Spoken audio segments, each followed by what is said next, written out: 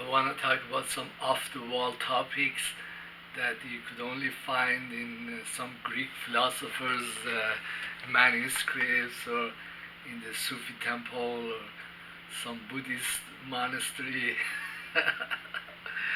well, one of these ideas is something that the Sufi master said, is that when humans they want to make a machine, say I want to make a robot, so what I would do as a human designer, I would design a body for it and design the hand and the linkages, and then I will have a processing unit like a little computer, and then on the computer I will put some programs and algorithms, and also probably link it via SAT to main server, and the server or the algorithms would tell this robot what to do.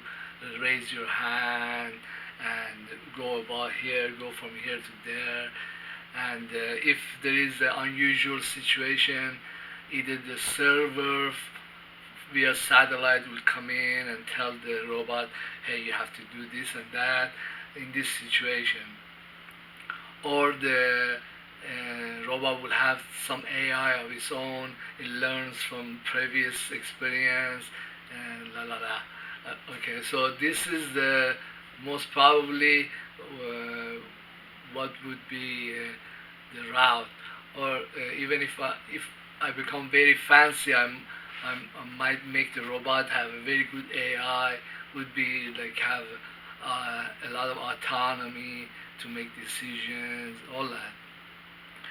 But then the Sufi master said that that's not how even the smallest cells, the smallest creatures, the humans, that's not how we are constructed. For example, even in one cell creatures, like even in nanobacteria, so a lot of nanobacteria have organelles if they don't have a central cell center, and that has all the genetic information, and inside of it that everything acts out from there. They have organelles, some very primitive cells that have organelles. Everything comes from inside the cell. Nothing is like constructed from outside. There's no outside force that comes in and does this and that. So some people think that anything, even a hydrogen atom, has its own consciousness, and everything comes from its own essence, its own being. Actually, the hydrogen atom is in relationship with the universe, with the space around it.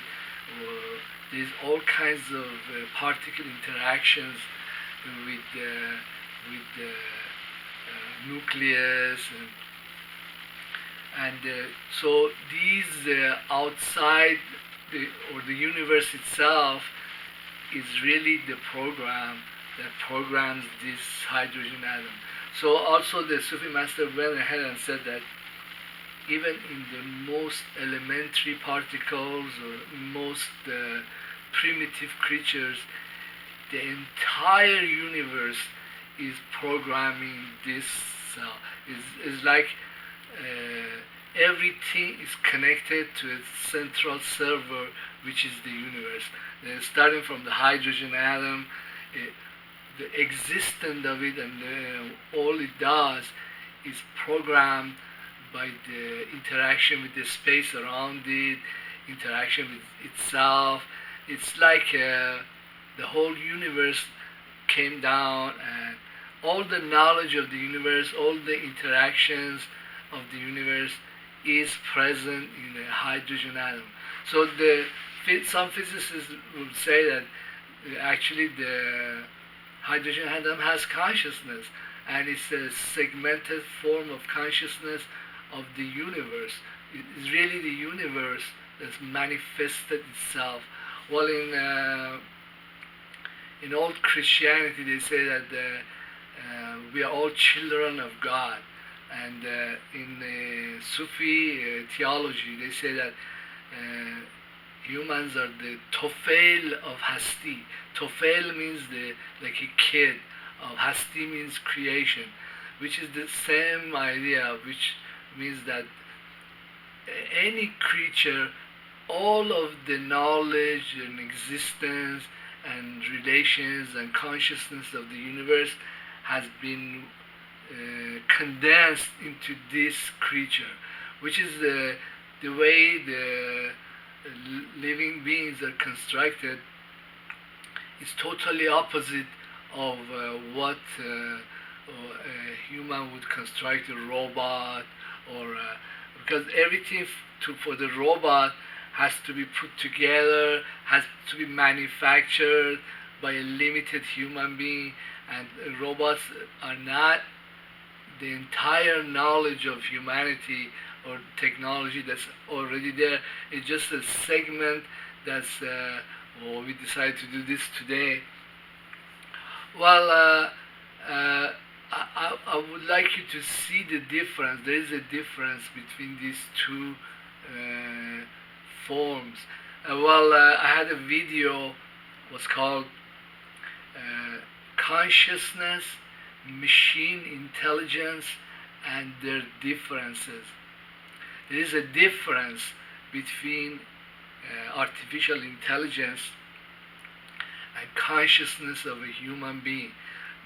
The consciousness of human being is unlike anything that's a machine that follows an algorithm or can go on the internet and find out information, because even the most sophisticated AI is just simply a sophisticated algorithm where a machine goes from instruction to instruction to instruction, comes to a decision tree, then follows another instruction to instruction to instruction.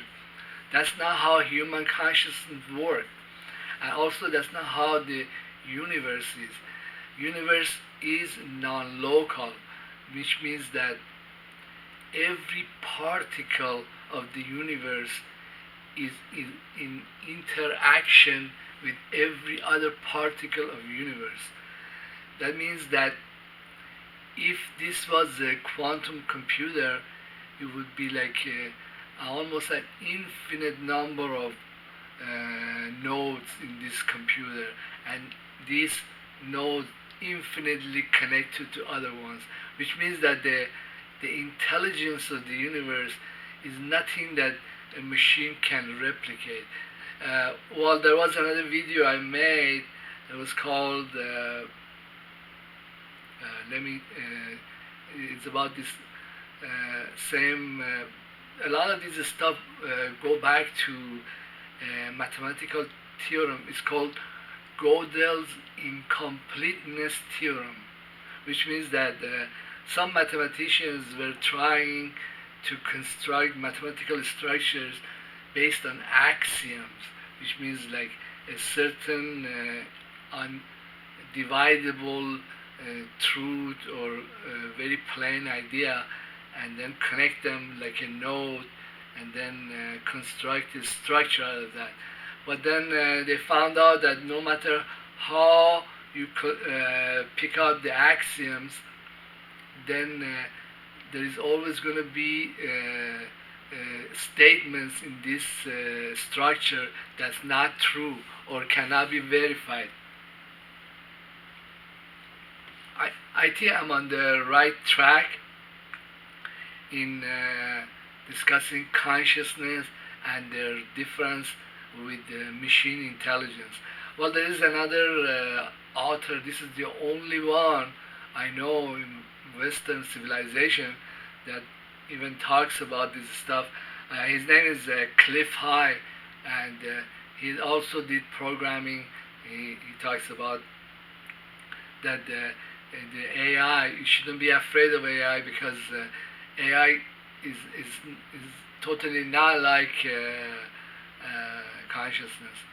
Well, this brings out another idea is that well somebody could program AI to be destructive, to kill humans, to do this and that.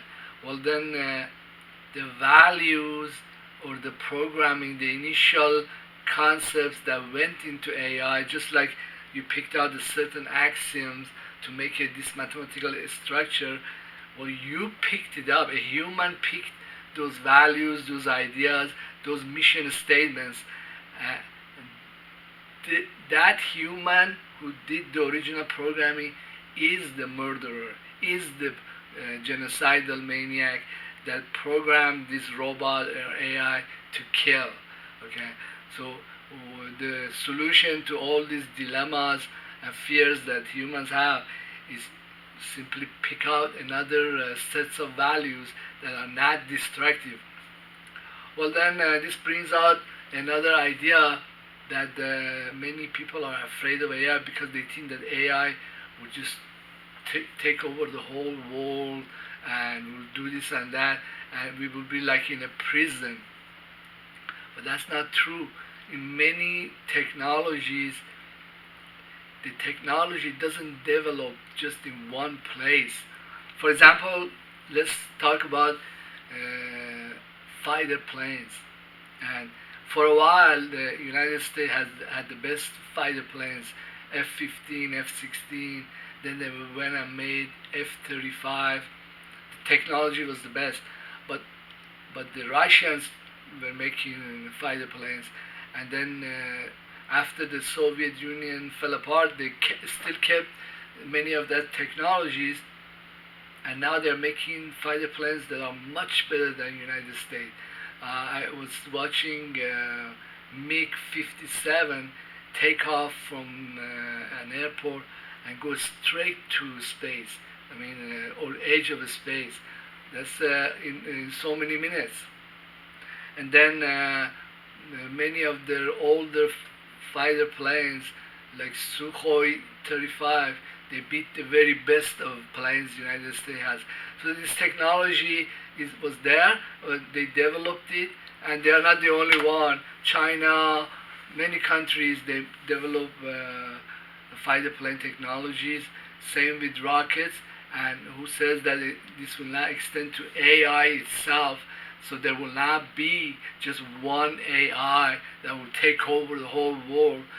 Actually, there will be several AIs, and many countries will have these things, and if one country wants to get out of hand, well, there's other countries. This goes ditto with other technologies like cloning. For example, United States can completely ban human cloning, but that doesn't mean other countries will not develop it. Probably places like North Korea, Cuba, Iran, Russia, China, they will develop many of these technologies, and at some point they'll probably clone an entire human being, or they have done it, but you know, many Americans, they don't want to look at that because they have a very rigid set of thinking or beliefs that kind of gets upset. Oh my God, I'm not the only creation of the universe. I thought I was so special. Well, you are not, bitch. There is other creations that might be as good or even much better. Well, this these concepts or ideas also lead to another philosophical ideas that has to do with perception. So, for example, if I look at, well, actually, many people know this other example that, for example, there was an accident or there was a fight, a bar fight, and there were many witnesses, and so the police came in and they interview each witness separately, and then they put their accounts and compare them. Uh, then you will see that each person receive these impressions and these noises, these bar punches or whatever, or the car hit the other car in his or her own way, and took it in the back of their brain and constructed a very incomplete picture. And when they recount it, you see that these things are they really from the same accident? Each person constructed a different story. So what humans construct in the back of their brain of reality, this is not reality. This is a very bad construction. Actually, it's like when we perceive something, we take bits and pieces of them and we put them in the bag. The most elementary and important things, like the guy really throw a punch, but you don't know why, or maybe he got punched first. You didn't see that one. He was just defending himself. So even when people recount the images that they have stored or the noises, even the recounting is faulty, full of errors, and it is also influenced by the emotional content of this recollection. So if, for example, the girl was watching this bar fight and her boyfriend was getting punched, she wouldn't recount it as much as when he threw the only other punch. I mean, that's being influenced by emotional content. So, so also in quantum physics, they have discovered that what happens in actual reality or in the world of phenomena, which is the real world, which is multidimensional or 11-dimensional, it has it doesn't have a one-to-one relationship with the world of noumena, which is what you construct in the back of your brain. And actually, if you wrote some equations on your impressions from the world of noumena, which is back here somewhere, these equations, they don't describe reality. Reality is always richer, just few steps ahead. This is the same idea as consciousness and its difference with machine intelligence.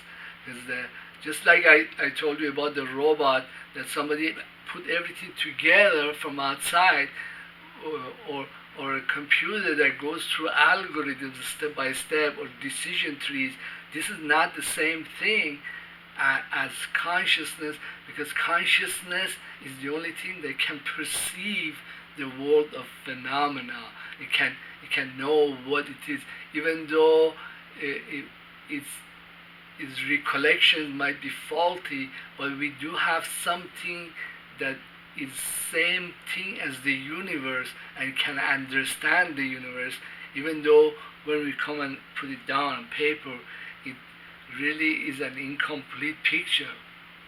Well, these ideas are kind of strange,